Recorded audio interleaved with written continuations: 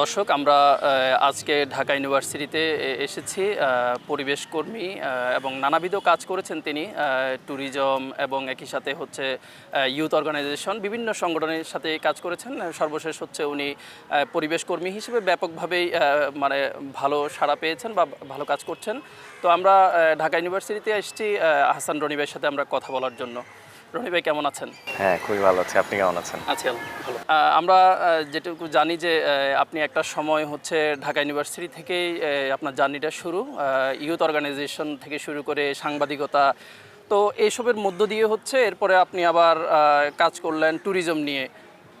এই যে বাঁকবদল, নানান গল্প চড়াই উতরাই পেরিয়ে আবার চলে আসলেন এই আপনার পরিবেশ নিয়ে কাজ করার জন্য। আসলে মানে টোটাল গল্পটা আসলে যদি একটু বলতেন।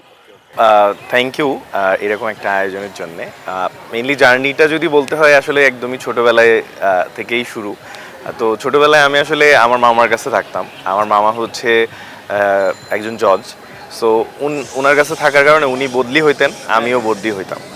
সো সেখান থেকে আসলে লাইক নিউ কিছু এক্সপ্লোর করা, আর প্রচুর বই পড়তাম ছোটোবেলায়। সো দেখা যায় যে নিউ কিছু এক্সপ্লোর করার একটা বিষয় ছিল। আর আমার লাইফে রাইট।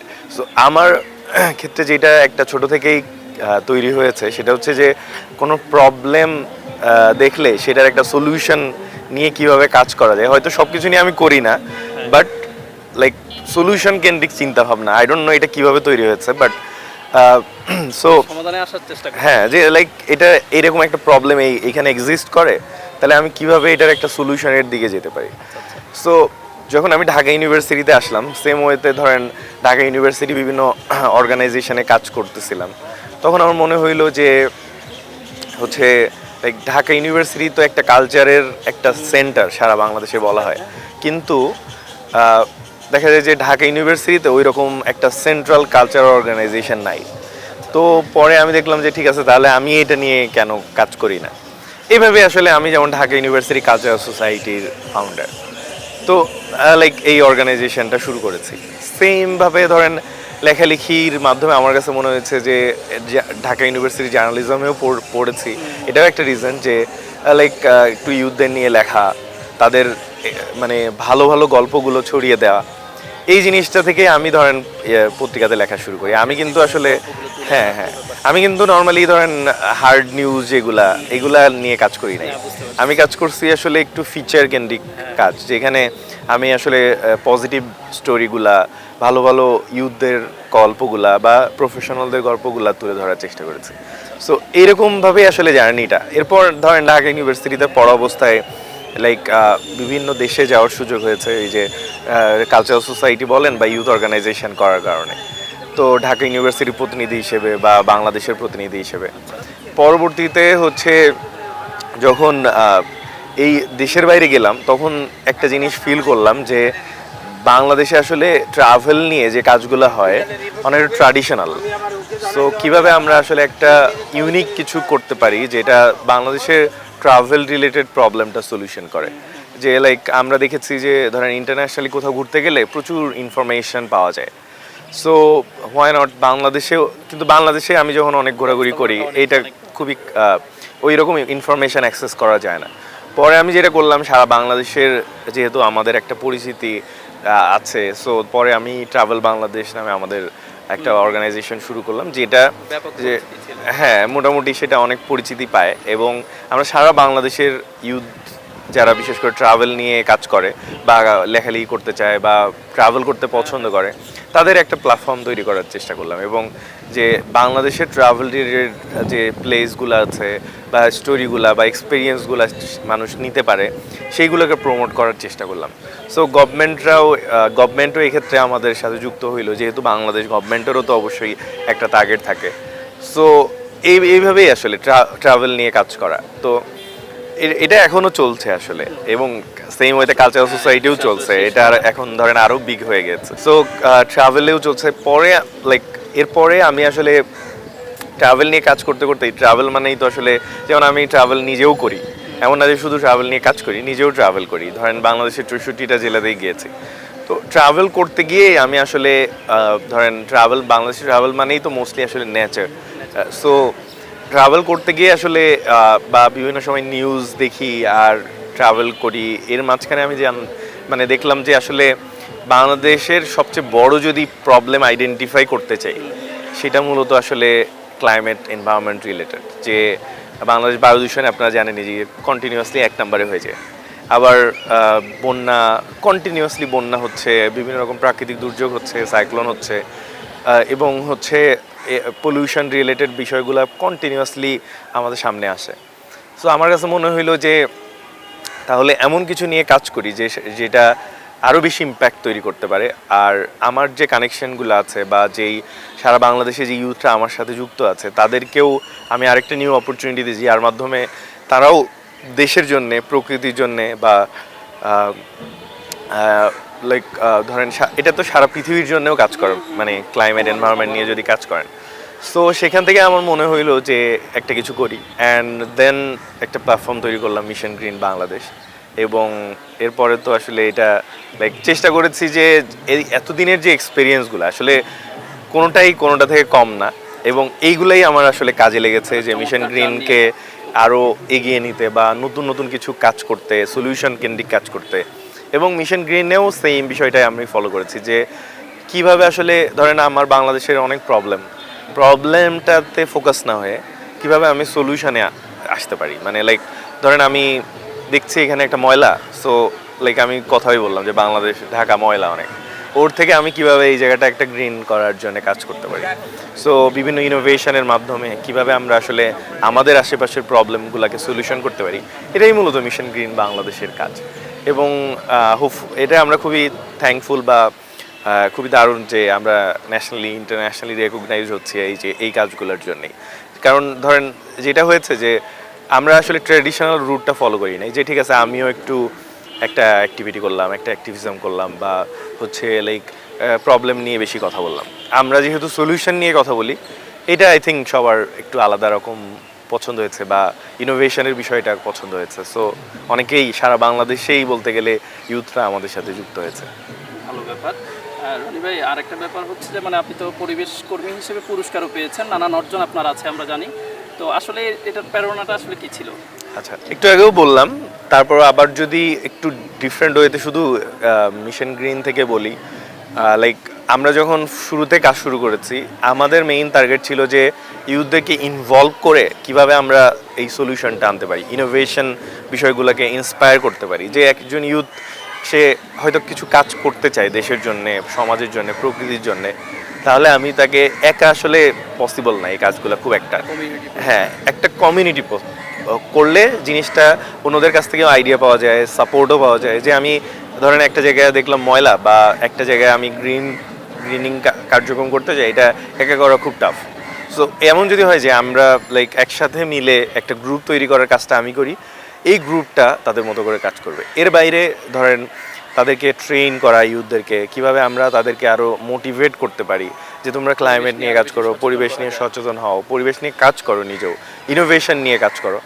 সো এর ফলেই আসলে বিষয়টা অনেক বেশি হাইলাইট হয়েছে। বা ধরেন যেমন আমরা লাইক সলিউশন ওরিয়েন্টেড কাজ করার কারণে, যেমন আমরা গত বছর লাইক আমাদের যে সারা বাংলাদেশে বৃক্ষরোপণ কর্মসূচি বা আমাদের সোশ্যাল এই যে ক্লাইমেট এনভায়রনমেন্ট রিলেটেড অ্যাক্টিভিটি, এটার জন্য কিন্তু গত বছর আমরা যেমন বাংলাদেশ ব্রাউন ফোরাম থেকে হচ্ছে লাইক এইচডিজি অ্যাওয়ার্ড পেয়েছিলাম। আবার পিএমআই ইন্টারন্যাশনাল যেটা, ওটা থেকে আমরা social impact of the year award পেয়েছিলাম।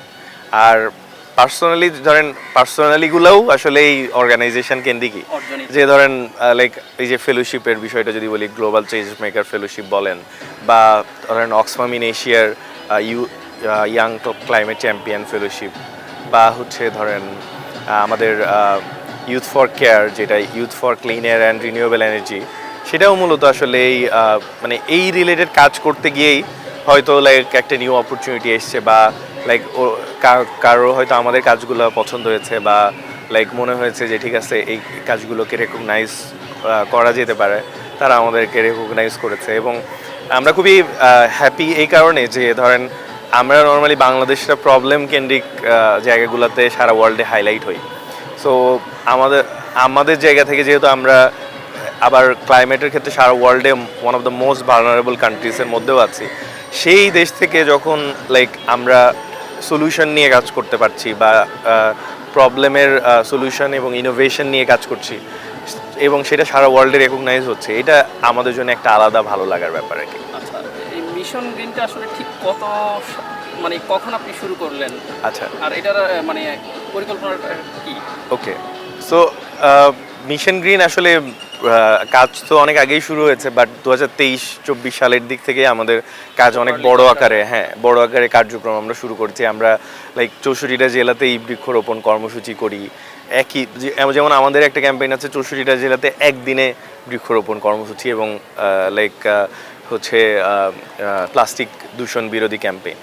সো এটা কিন্তু ইউনাইটেড নেশনসের এনভায়রনমেন্ট প্রোগ্রাম যেটা, সেখান থেকেও রেকগনাইজ হয়েছে। সো এরকম আর কি, যে আমরা একটু কাজ করার চেষ্টা করি একটু বড় আকারে, যে লাইক সারা বাংলাদেশে ধরেন ঢাকা কেন্দ্রিক না হয়ে কিভাবে আমরা সারা বাংলাদেশের ইউথদেরকে কানেক্ট করতে পারি। আমাদের বিভিন্ন ইভেন্টগুলোও যদি আপনি দেখেন, যে আমাদের এনভায়রনমেন্ট ইনোভেশন সামিট, সো ওখানে আমরা ইনোভেশনকে প্রমোট করার চেষ্টা করি, যে বাংলাদেশে যারা ক্লাইমেট এনভায়রনমেন্ট রিলেটেড ইনোভেশন নিয়ে কাজ করছে তাদেরকে রেকগনাইজ করা এবং অন্যদেরকে এই বিষয়গুলো দেখানো এবং তার মাধ্যমে তাদেরকেও মোটিভেট করা যে আপনিও একটা এরকম ইনোভেশন বা প্রবলেম সলিউশন নিয়ে কাজ করতে পারেন। আলটিমেটলি তো পরিবেশ নিয়ে যদি সচেতনতা করতে হয়, সেটা তো একেবারে মফস্বল থেকে রাজধানী সব জায়গায় কাজ করতে হবে এবং কমিউনিটিরাই আসলে সবচেয়ে বেশি ভালনারেবল হয়, যে লাইক যে কোনো রকম বন্যা আসলে ঢাকায় তো বন্যা পৌঁছায় না, তাই না, পৌঁছায় কিন্তু ওই যে লোকাল কমিউনিটিতে। তো ওই কমিউনিটিরা যদি আসলে সচেতন হয় বা নিজের আগে থেকে স্কিলড হয়, কিছু কিছু ক্ষেত্রে একটা লিডারশিপ থাকে, একটা টিম থাকে, তখন কিন্তু এই কাজগুলো করা বা যে কোনো প্রবলেমের সলিউশন নিয়ে আসা এটা কিন্তু অনেক সহজ হয়। আর আরেকটা জায়গা হচ্ছে যে আমরা চেষ্টা করেছি যে ধরেন এমন এমন কিছু ইভেন্ট অ্যারেঞ্জ করা, যেই লাইক মিশন গ্রিন অনেক পপুলার হচ্ছে ইভেন্টের কারণে মোস্টলি বলা যায়। সো ইভেন্টগুলোও আমরা একটু ইউনিক টাইপের ইভেন্ট করার চেষ্টা করি। যেমন আগামী মাসে আমাদের বাংলাদেশ বায়োডাইভার্সিটি সামিট, এটা আমরা করছি বান্দরবানে। সো আমরা সবাইকে বায়োডাইভার্সিটি নিয়ে যেমন শেখাবো, তেমনি ধরেন তাদেরকে বায়োডাইভার্সিটি একদমই ধরেন রিজার্ভ ফরেস্টের মধ্যে নিয়ে গিয়ে তাদেরকে শেখানোর চেষ্টা করবো হাতে কলমে। আবার হচ্ছে বিভিন্ন এক্সপার্টরা ওয়ার্কশপ করাবেন। এরকমভাবে আমরা আসলে মানে লার্নিংটা একদমই ফিল্ডে গিয়ে শেখানো। আমাদের যেমন একটা গ্রিন ভলান্টিয়ার স্কলারশিপ প্রোগ্রাম আছে গুলশান 2 লেকের পাড়ে। সো ওখানে মাহমুদ রহমান ভাই নামে একজন, আসলে উনি একাই কাজ শুরু করেছিলেন। সো ওনার সাথে যুক্ত হয়ে আমরা ওনাকে লাইক এই স্কলারশিপে যারা সিলেক্টেড হয় তারা প্রতি সপ্তাহে 4 দিন কাজ করে ওখানে। ওখানে দেখা গিয়েছে ভাইয়ার লিডারশিপে আমরা প্রায় 4 কিলোমিটার মতো গ্রিন জোন তৈরি করে ফেলেছি, মানে একটা আরবান জাঙ্গালের মতো। সো এই যে চেঞ্জগুলো, এগুলো কিন্তু ভিজিবল, যে লাইক আগে ওখানে জঙ্গল ছিল, ময়লা পড়ে থাকতো, এখন ধরেন ওখানে একটা গ্রিন হয়ে গিয়েছে। ইউথরা ধরেন আগে হয়তো অন্য অন্য কাজে যুক্ত থাকতো, সেটা হয়তো কোনো রকম তাদের প্রকৃতিতে বা তাদের আশেপাশে কোনো ইম্প্যাক্ট করতো না। এখন তারা হয়তো এনভায়রনমেন্ট নিয়ে চিন্তা করছে, ইনোভেশন নিয়ে চিন্তা করছে এবং সেই ইনোভেশনগুলোকে সামনে নিয়ে আসছে, যাতে করে মানে সারা ওয়ার্ল্ড বাংলাদেশের ইনোভেশনগুলো দেখতে পারে। এবং আরেকটা মজার ব্যাপার হচ্ছে যে আমরা আরও একটু বড় আকারে চিন্তা করেছি, যে ক্লাইমেট এনভায়রনমেন্ট নিয়ে যেহেতু কাজ করি, এটা শুধু আসলে বাংলাদেশের ম্যাটার না, এটা সারা ওয়ার্ল্ডের প্রবলেম। সো কীভাবে আমরা সারা ওয়ার্ল্ডের সাথেও কানেক্ট করতে পারি বাংলাদেশের ইউথদেরকে। সো সেখান থেকে আমরা ধরেন ইন্টারন্যাশনাল ক্লাইমেট ক্যাম্প অ্যারেঞ্জ করেছি নেপালে, এই বছরের জুলাইতে আমরা করলাম। এবং এমন না যে লাইক আমরা বাংলাদেশ থেকে একটা টিম গিয়েছি ওখানে কয়েকজনের সাথে মিট করেছি, নট লাইক দ্যাট। যেমন ওখানে আমাদের নেপালের ফর্মার প্রাইম মিনিস্টার এসেছিলেন, তারপরে বাংলাদেশ থেকে পলিসি লেভেলের লোকজনও গিয়েছেন, সচিব লাইক যেমন ইআরডি থেকে অতিরিক্ত সচিব মহোদয় গিয়েছিলেন, তারপর ডক্টর আইনুন নিশাদ স্যার আমাদের সাথে যুক্ত হয়েছিলেন। এরকম বিভিন্ন ইউনিভার্সিটির প্রায় 15 জনের বেশি প্রফেসর আমাদের সাথে জয়েন করেছিলেন। আর ক্লাইমেট এনভায়রনমেন্ট নিয়ে যারাই কাজ করেন, এরকম আমরা প্রায় 90-এর বেশি, 97 জন অ্যারাউন্ড আমরা নেপালে গিয়েছিলাম। আবার নেপালের ওখান থেকেও প্রায় ধরেন 150 থেকে 200 ইউথ এবং প্রফেসরসরা আমাদের সাথে যুক্ত হয়েছেন এবং বিভিন্ন মিনিস্ট্রি থেকে যুক্ত হয়েছেন, বিভিন্ন যেমন ওখানকার কাঠমান্ডু যিনি মেয়র উনিও যুক্ত হয়েছিলেন আমাদের সাথে। তো এরকম আর কি, যে এবং 2টা ইউনিভার্সিটি আমাদেরকে হোস্ট করেছে, কাঠমান্ডু ইউনিভার্সিটি এবং ত্রিভুবন ইউনিভার্সিটি। তো এরকম আবার ধরেন আমরা আবার জানুয়ারি মাসে যেমন like Asian climate and environment summit করতে যাচ্ছি, এটা হচ্ছে থাইল্যান্ডে। সো এরকম আমরা হচ্ছে এই ইভেন্টে আমরা চেষ্টা করছি যে এশিয়ার প্রায় 20টা দেশ থেকে পার্টিসিপেশন আসবে। তো এর ফলে যেটা হবে যে একটা ফোরাম তৈরি করা, যার মাধ্যমে আমরা লাইক ইউথদেরকে একসাথে করতে পারি এবং তার মাধ্যমে আমাদের ভয়েসটাকে একটা স্ট্রং করতে পারি। এখানে কিন্তু লাইক ইউথরা যেমন না থাকে, এক্সপার্টরা থাকে, বিভিন্ন প্রফেসররা থাকেন, ফলে একটা ইউনিফাইড ভয়েস তৈরি করা যে এশিয়া থেকে আসলে ক্লাইমেট এনভায়রনমেন্টের ক্ষেত্রে আমাদের চাওয়া কী, আমরা কী কী বিষয়গুলো সাজেস্ট করতে যাচ্ছি। সো আমাদের এই সামিটের ক্ষেত্রেও যেটা হবে যে আমরা কিছু লাইক আমাদের পক্ষ থেকে কী চাওয়া, আমাদের দাবিগুলো কী, বা আমরা কী চিন্তা করছি, এই বিষয়টা কিন্তু একটা রিটেন ফরম্যাটে আমরা ইউএনএসকে দিয়ে আসবো। লাইক এইরকম মিটিং আমরা সেট করে রেখেছি। সো আরেকটা বিষয় হলো আমাদের বাংলাদেশ তো আসলে 6 ঋতুর দেশ বলে খুবই বৈচিত্র্য এবং পরিবেশগত একটা চমৎকার ব্যাপার আছে। তো এই যে পরিবেশের যে এখন আমরা ঝুঁকিটা দেখি বা পরিবেশ সংরক্ষণে এই যে চ্যালেঞ্জগুলো আমাদের আছে আর কি, তো আসলে এই চ্যালেঞ্জটাকে আপনি কীভাবে দেখেন? এটা তো অবশ্যই যে সারা ওয়ার্ল্ডেই এটা রেকগনাইজ যে বাংলাদেশে ধরেন ভালনারেবিলিটির দিক দিয়ে 7 নাম্বার সারা ওয়ার্ল্ডে। হ্যাঁ, সো এখন আবার রিসেন্টলি একটা ইনফরমেশন কিন্তু এসছে যে বাংলাদেশ কিন্তু সারা ওয়ার্ল্ডে যদি নেচারের সাথে কানেকশনের কথা চিন্তা করা হয়, বাংলাদেশ হচ্ছে 4 নাম্বার। সো আমরা বেশিরভাগ ভালনারেবিলিটিগুলো তো নেচার কেন্দ্রিক এবং ক্লাইমেট এনভায়রনমেন্ট কেন্দ্রিক। তো ভালনারেবিলিটির দিক দিয়েও আমরা আগানো, আবার কানেকশনের দিক থেকেও কিন্তু আমরা আগানো, যে আমরা সবচেয়ে বেশি কানেক্টেড কান্ট্রিগুলোরও একটা।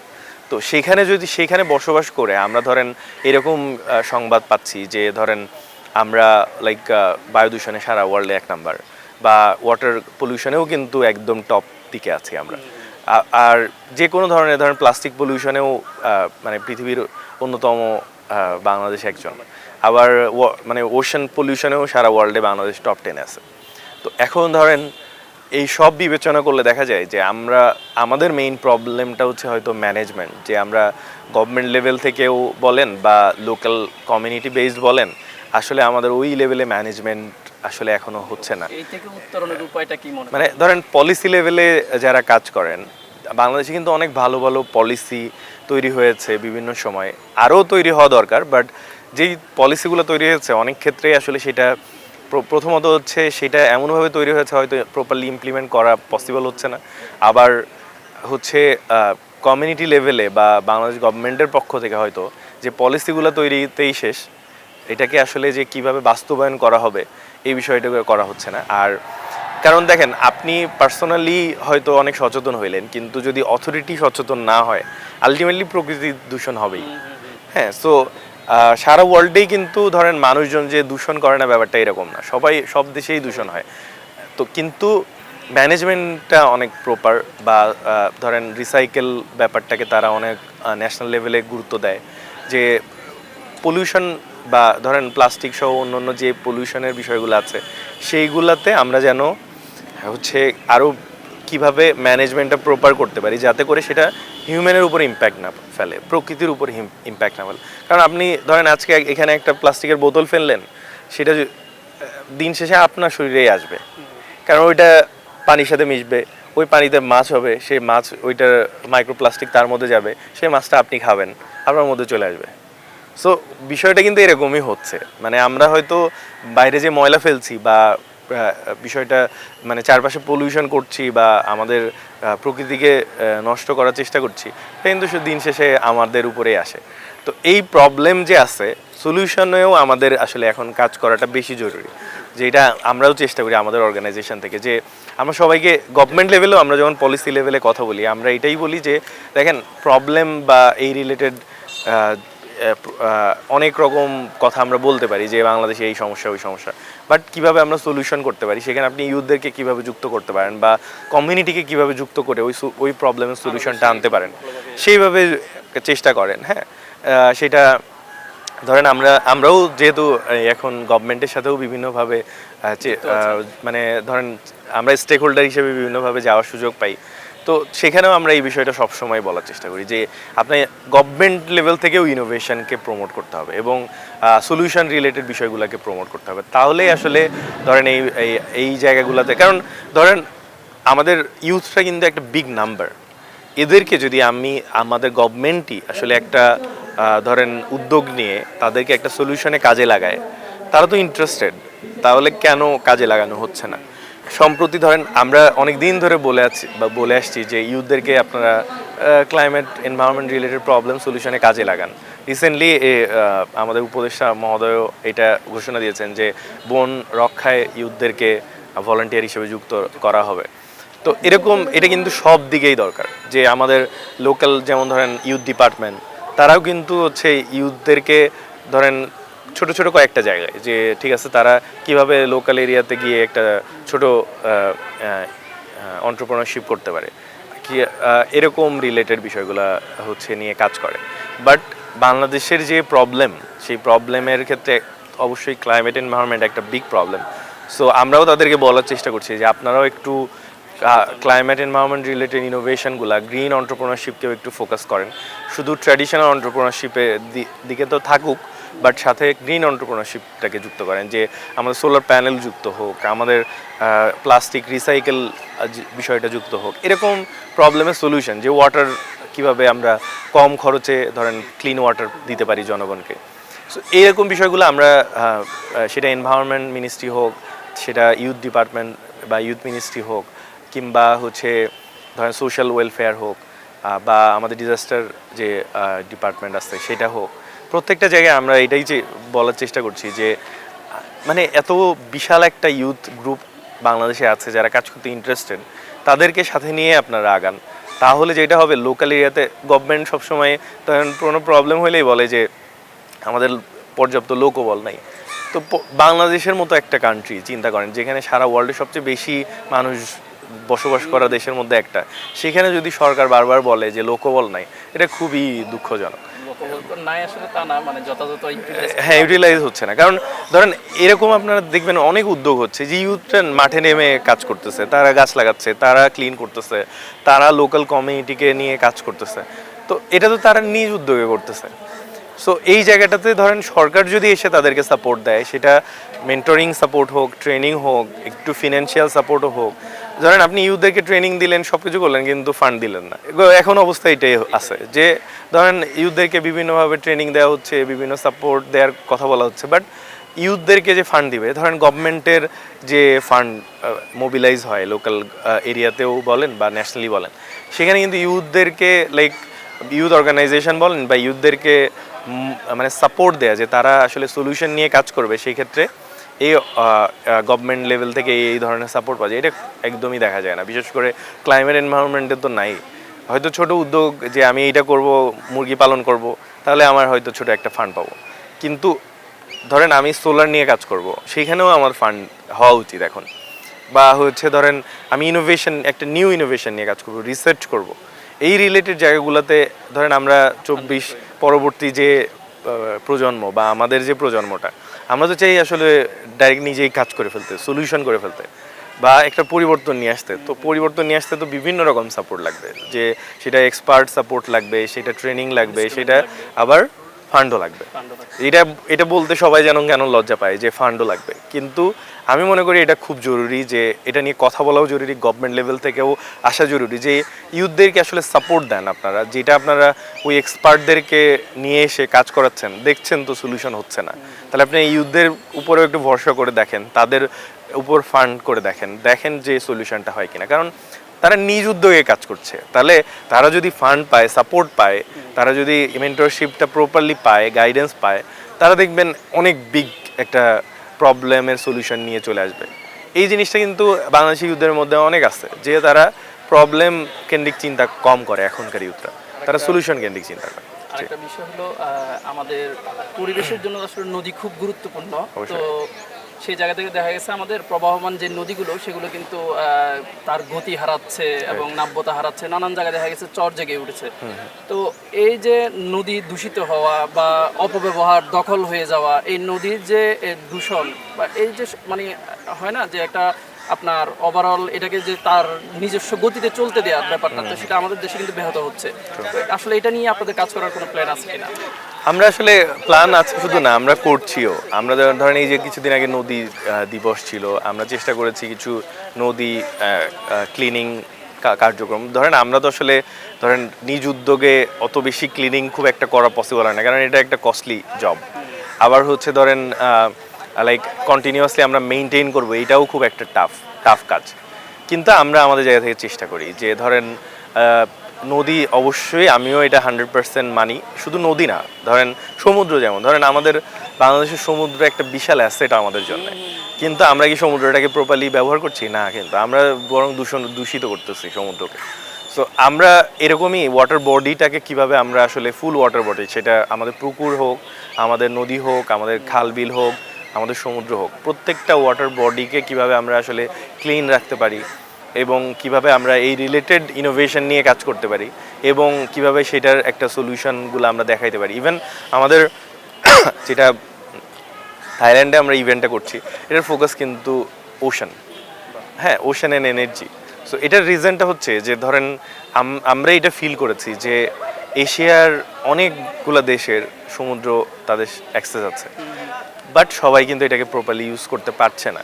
ধরেন থাইল্যান্ড বা সিঙ্গাপুর বা ইভেন মালয়েশিয়া বা হচ্ছে মালদ্বীপস, ওরা ওদের সমুদ্রটাকে যত সুন্দরভাবে ইউজ করে সারা ওয়ার্ল্ডের ট্যুরিজম তাদের দেশে নিয়ে আসছে, বা ইভেন ওখানে বিভিন্ন রকম অপরচুনিটি তৈরি করছে, সেটা কিন্তু আমরা করতে পারছি না। আমরা আমাদের সমুদ্র এত অসাধারণ, আমাদের একটা জায়গা, হ্যাঁ, মানে ম্যানেজমেন্ট এবং তাদের যে 100% মানে ওরা কতটা মেইনটেইন করে, হ্যাঁ, ওটা আপনি মানে আমি আজকেই আমার একটা স্মৃতিতে আসলো যে আমি 2023 সালের আজকের দিনে মালদ্বীপে ছিলাম। তো মালদ্বীপে কিন্তু আপনি যেই দ্বীপে যান, যেখানেই যান, মানে লাইক মানে চারপাশ ক্লিন। ওখানেও তো মানুষজন নিশ্চয়ই নোংরা করে বা সব এইগুলো তো হবেই, কিন্তু তারা কিন্তু এটা মেনটেন করে প্রপার ওয়েতে। আমরা আসলে এই রিলেটেড সলিউশনগুলো আনতে পারি নাই, এটা আমাদের জন্য দুঃখজনক। এবং অবশ্যই এটা ধরেন বেসরকারি অর্গানাইজেশনগুলোকেও বা ইউথ অর্গানাইজেশনগুলোকে আপনি তো দোষ দিতে পারবেন না, তারা হচ্ছে তাদের জায়গা থেকে কাজ করতেছে, বাট দোষ দিতে গেলে গভর্নমেন্ট বা অথরিটিকেই দিতে হবে। যে ধরেন আমাদের সমুদ্রের কথা চিন্তা করেন, আমাদের কক্সবাজারের যে লাইক যেটা হয় কি যে বিভিন্ন হোটেলগুলা থেকে আপনি হয়তো প্রপার জায়গায় ফেলতেছেন, হোটেলগুলা গিয়ে সমুদ্রে ফেলে দিচ্ছে, তাহলে দিন শেষে ম্যানেজমেন্টটা তো হচ্ছে না প্রপারলি। সো বা সিটি কর্পোরেশনও অনেক সময় দেখা যায় যে সমুদ্রে ফেলে দিচ্ছে, নদীতে ফেলে দিচ্ছে। এই প্রসেসগুলো থেকে মানে বের হইতে হবে, আমাদের ওভারঅল পলিসি লেভেল থেকেই আসলে একটা চেঞ্জ আসা শুরু করতে হবে। এই যে পলিসি জায়গা চেঞ্জ হয়ে মানে চেঞ্জ আনা বা এই যে নদীকে ভারসাম্য রক্ষার জন্য যে কাজ করা দরকার, তো আসলে মানে কি ধরনের পদক্ষেপ নেওয়ার দরকার মনে করেন? আমি তো অবশ্যই মনে করি যে যে কোনো উদ্যোগ নেয়ার ক্ষেত্রে, এই যে বিশেষ করে ফিল্ডের উদ্যোগ নেওয়ার ক্ষেত্রে ওই লোকাল কমিউনিটিকে সবার আগে যুক্ত করা। হ্যাঁ, সো ধরেন প্রথমত হচ্ছে বাংলাদেশ গভর্নমেন্টের আমরা যত পর্যন্ত এখন পর্যন্ত কাজ করেছি, অনেক ক্ষেত্রেই দেখি যে কাজগুলো আসলে দেখানো কেন্দ্রিক, যে ঠিক আছে আমাদের একটু অ্যাক্টিভিটি করতে হবে, আমরা একটা স্কুলে গিয়ে একটা অ্যাক্টিভিটি করে আসলাম। বাট ওই স্কুলের বাচ্চাদেরকে সাথে নিয়ে ওই স্কুলটা আশেপাশে জায়গাগুলোকে তো ক্লিন রাখা যায়। আমাদের চিন্তা করেন, আমাদের যে পরিমাণ শিক্ষা প্রতিষ্ঠানগুলো আছে, এই বাচ্চারা তো তাদেরকে আমরা হাতে কলমে শেখাইতে পারি যে আপনারা এই স্কুল ক্যাম্পাস এবং আশেপাশের এরিয়াটা আপনাদের ক্লিন রাখার দায়িত্ব। তাহলেও তো বাংলাদেশে আমার মনে হয় যে একটা বিশাল অংশ ক্লিন হয়ে যায় বা একটা সুন্দর থাকে। বা এই রিসাইক্লিং যে ব্যাপারটা, যে একটা কালচার তৈরি করা, যে লাইক কীভাবে আমরা, যেমন ধরেন একটা খুবই আমাদের ইন্টারেস্টিং উদ্যোগ আছে যে এটার নাম হচ্ছে ভাঙড়ি মামা। তো এটা আপনি হচ্ছে আমরা বিভিন্ন সময় বিভিন্ন জায়গায় বুথ বসাই যে আপনি একটা 10টা প্লাস্টিকের বোতল দিলে একটা গাছ পাবেন। হ্যাঁ, তো এইরকম লাইক ইনোভেশন নিয়ে আসেন যে ধরেন গভর্নমেন্ট লেভেল থেকেও আনতে হবে, যে সিটি কর্পোরেশনগুলা প্রত্যেকটা, যে আমি জাস্ট একটা উদাহরণ বলি যে রাজশাহী সিটি দেখেন, যে এটা তো বাংলাদেশের মধ্যেই একটা সিটি, ওরা যদি করতে পারে তাহলে অন্য সিটি কেন পারবে না? আপনি বলেন যে বাংলাদেশের মধ্যে একটা সিটি ক্লিন করে সেই সিটিটাকে একটা আদর্শ সিটিতে রূপান্তরিত করতে পারছে। হ্যাঁ, এখন হয়তো আবার প্রবলেমের দিকে যাচ্ছে, বাট এক সময় তো করতে পারছে এবং অলরেডি অনেক প্রসেস এখনও এক্সিস্ট করে। তাহলে ওই জায়গাগুলোকে কপি করে বা ওই সলিউশনটাকে কপি করে আমরা কেন অন্য জায়গায় ছড়াইতে পারছি না? দেখেন তার মানে প্রবলেমটা কোথায়, মানে ওখানকার যে ধরেন যে অথরিটি, তারা চাইছে, তারা করে ফেলছে এবং এটা পসিবল, মানে আমাদের সামনে উদাহরণ যে পসিবল। হ্যাঁ, সারা ওয়ার্ল্ডের যেখানে যেখানে পসিবল হয়েছে, যারা সারা ওয়ার্ল্ডের অনেকেরই তো সমুদ্র আছে, তারা কিন্তু সমুদ্রটা কীভাবে মেনটেন করতেছে সেই বিষয়গুলোই আমরা ফলো করি। আমাদের নিউ কিছু এনে একদম নিউ সব কিছু করা লাগবে, ব্যাপারটা তো এটা না।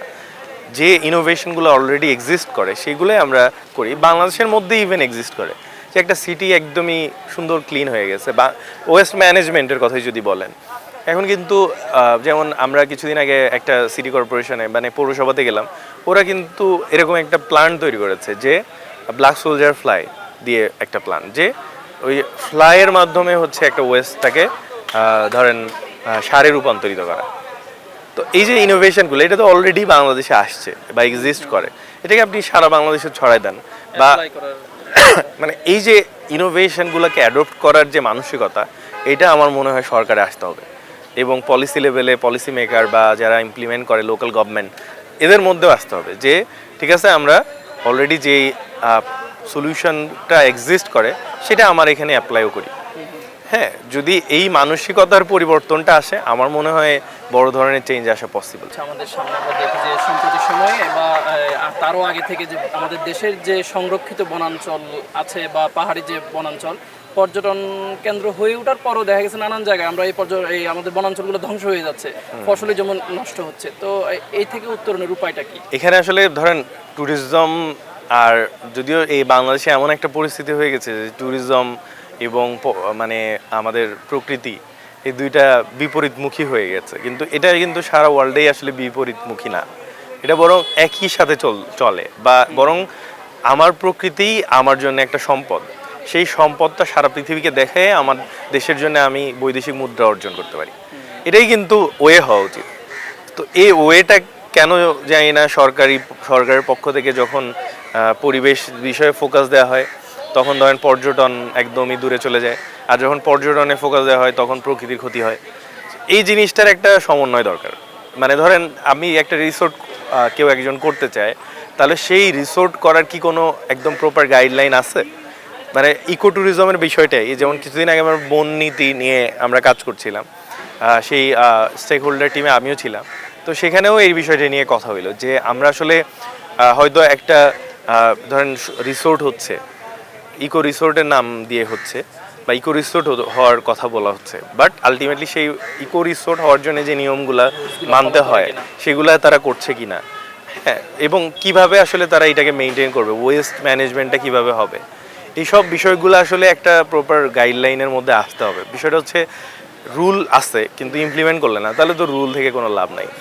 হ্যাঁ, সো ইমপ্লিমেন্টেশনের জায়গাটাতে আসতে হবে, বা এই বিষয়টাকে আসলে একটা ইম্পর্টেন্স দিতে হবে যে ধরেন আমাদের সম্পদ তো আসলে নদী, আমাদের সম্পদ প্রকৃতি, আমাদের সম্পদ সমুদ্র, আমাদের সম্পদ আমাদের ধরেন সবুজ, এই জায়গাটাকে আমরা আসলে এখন পর্যন্ত ওইভাবে প্রপারলি ইউজ করতে পারিনি।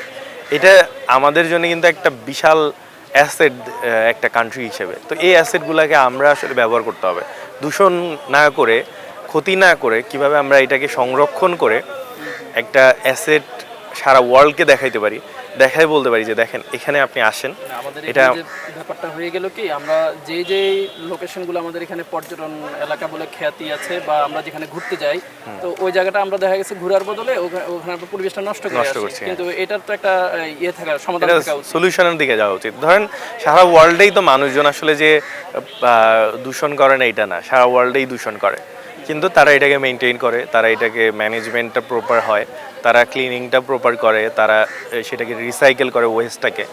এমন হয় না যে লাইক প্রকৃতিতে ফেলে দিল, যেটা বাংলাদেশে অনেক হয়, যে ইভেন গভর্নমেন্টের বিভিন্ন পার্টগুলোও প্রকৃতির মধ্যে গিয়ে ডাম্প করে দেয় ওয়েস্টগুলা।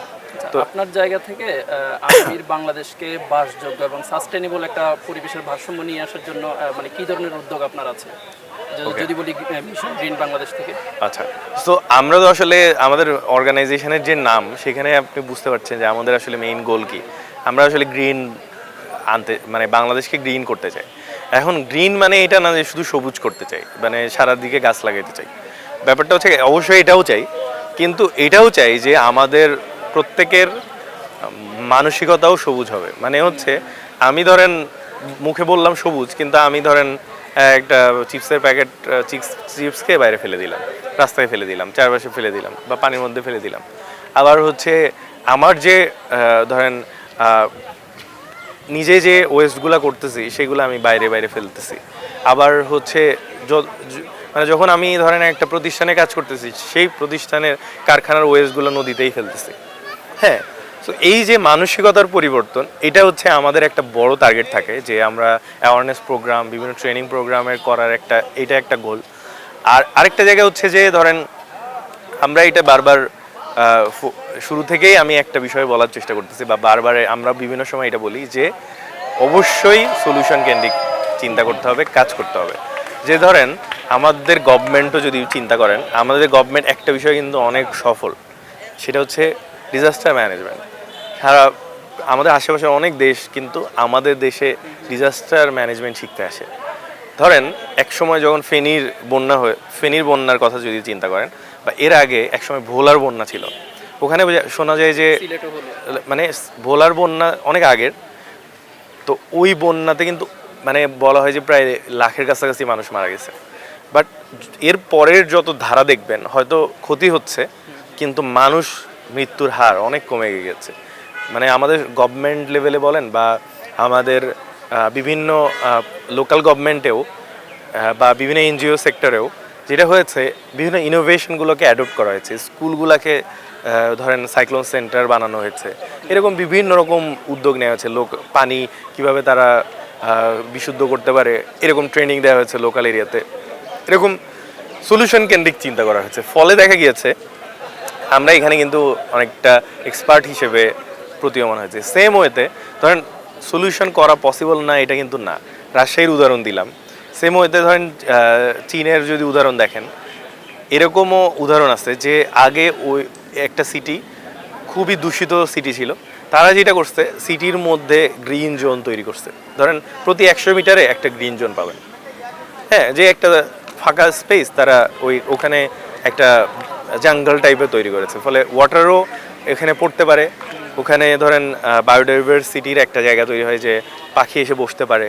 ধরেন আমরা সারা বাংলাদেশেই অনেকটা গার্ডেন জিনিসটাকেও আমরা অনেকটা লাইক ইচ্ছা মতো গাছ লাগাই দেই, একটু সুন্দর করার চেষ্টা করি। কিন্তু আমাদের আসলে প্রকৃতির কথা চিন্তা করে আসলে এগুলো করা উচিত। যে আমাদের যে কোনো প্ল্যান ধরেন ডেভেলপমেন্টের ক্ষেত্রেও, ডেভেলপমেন্ট অবশ্যই দরকার, কিন্তু সেই ডেভেলপমেন্ট এমনভাবে হওয়া উচিত, সেটা এমনভাবে করতে হবে যেন সেটা সাস্টেইনেবল হয়, সেটা প্রকৃতির ক্ষতি না করে। ধরেন হ্যাঁ, ধরেন আপনি আজকের কথা ভেবে যে ঠিক আছে কম টাকা খরচ হচ্ছে, কিছু গাছ কেটে এখানে একটা বিল্ডিং বানাই ফেললাম, কিন্তু এটা লং টার্মে তো আমাদের দেশের জন্যই ক্ষতি। সো এই রেগুলেশনটা কে করতে পারে? আমি ধরেন ইউথ অর্গানাইজেশন হিসেবে বা একজন ব্যক্তি হিসেবে আমি হয়তো প্রেশার তৈরি করতে পারি বা কথা বলতে পারি, কিন্তু এটা সলিউশন করতে হবে কিন্তু আমাদের পলিসি মেকারদের, আমাদের গভর্নমেন্টদের। সো এই ক্ষেত্রে অবশ্যই পলিসির ক্ষেত্রে একটা বড় চেঞ্জ দরকার। তবে আমি ইউথদের ক্ষেত্রে বলতে পারি যে আমাদের সাথে যারা কাজ করে বা যারা ইউথরা আছে, সবার উচিত আসলে এই সলিউশন কেন্দ্রিক নিজেও কাজ করা। আমি যদি লোকাল কমিউনিটিতেও একটা প্রবলেমের সলিউশন নিয়ে আসতে পারি, সেটাও হয়তো অন্যরা অ্যাডপ্ট করতে পারে। গভর্নমেন্ট হয়তো করছে না, তাই বলে কি আমরা বসে থাকবো? আমরা আমাদের জায়গা থেকে চেষ্টা করি, আমরা আমাদের জায়গা থেকে প্রবলেম সলিউশন করি। এই বিষয়গুলো আর কি, যে কিভাবে আমরা আসলে সলিউশনের দিকে যেতে পারি, এই বিষয়গুলো নিয়ে কাজ করি। আর গভর্নমেন্টও যেন করে, সেই জন্য গভর্নমেন্টকে একটা প্রেশারের মধ্যে রাখি, এটা নিয়ে কথা বলি, এটা নিয়ে তাদের সাথে। ধরেন আপনি একটা কিছুতে চেঞ্জ করতে চান বা একটা লোকাল গভর্নমেন্ট হয়তো কাজ করতেছে না, তাকে কাজ করাবেন কিভাবে? যে আমি বারবার বলছি যে পলিসি মেকারদের কাজ করাইতে হবে, করাবেন কিভাবে? ওইটা কি? ওইটা হচ্ছে তাদের সোশ্যাল মিডিয়া আছে আমাদের কাছে, সে সোশ্যাল মিডিয়াতে কথা বলা, অফলাইনে গিয়ে তাদের সাথে ডিসকাশন করা যে আপনারা এটা করেন। তাদের একটা ধরেন হয়তো আমরা একটা মানে অ্যাক্টিভিজম করলাম, যত ধরনের কাজ করা পসিবল, যে ধরেন তাদের উপর একটা প্রেশার করা, যে লেখালেখি করা, ভিডিও বানানো, সোশ্যাল মিডিয়াতে লেখা বা পত্রিকাতে লেখা বা মিডিয়া একটা বড় রোল প্লে করতে পারে। সেটা তো সবাইকে আসলে সচেতন হয়ে কাজটা করতে হবে। আপনি তো ঢাকা ইউনিভার্সিটির স্টুডেন্ট ছিলেন, তো আসলে এই ইউনিভার্সিটির যে ক্যাম্পাসের যে পরিবেশ, এটা নিয়ে আপনার মতামত কি বা কেমন দেখেন? আচ্ছা, মানে যদিও এটা ট্রু যে ধরেন আগে ঢাকা ইউনিভার্সিটি যেরকম গ্রিন ছিল এখনও কম আছে এরকম না। এখনও ঢাকা ইউনিভার্সিটি বলতে গেলে ঢাকার মধ্যে একটা গ্রিন স্পেসই বলা যায়। তারপরেও যেটা আছে যে ধরেন লাইক এই যেমন মল চত্বরের কথাই ধরেন, আগে এখানে লাইক একদমই ন্যাচারাল কিছু বিষয় ছিল, তবে পজিটিভ ব্যাপার হচ্ছে গাছগুলো কেটে এখানে উন্নয়ন করা হয় নাই। এখানে যতটুকু উন্নয়ন করার চেষ্টা করা হয়েছে যে লাইক গাছগুলো রেখে, এবং আরও বেশি আসলে কিভাবে গ্রিন করা যায়। এবং ইভেন আমি তো ঢাকা ইউনিভার্সিটি সহ গ্রিন বলতে যেটা আমি তখনও বলছিলাম যে এমন না শুধু অনেক গাছ লাগাইতে হবে, ধরেন এখানকার এমন যদি হয় যে আমি ঢাকা ইউনিভার্সিটির একটা টিমের সাথেও এটা নিয়ে ডিসকাস করেছি যে হয় না ঢাকা ইউনিভার্সিটির ফুল লাইক ধরেন পাওয়ার যা লাগে সেটা সোলার থেকে আসবে, এরকম একটা প্রসেসের দিকে আমরা ট্রানজিশনটা করি।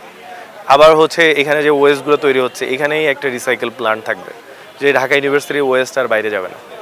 ঢাকা ইউনিভার্সিটির এরিয়াটাকে ক্লিন রাখা বা সুন্দর রাখা, এটা চেষ্টা করতে হবে। তো এটা কিন্তু স্টুডেন্টরা মিলেও করতে পারে, যে স্টুডেন্টরাও উদ্যোগ নিয়ে অথরিটিকে প্রেশারে রেখে এটা করা পসিবল।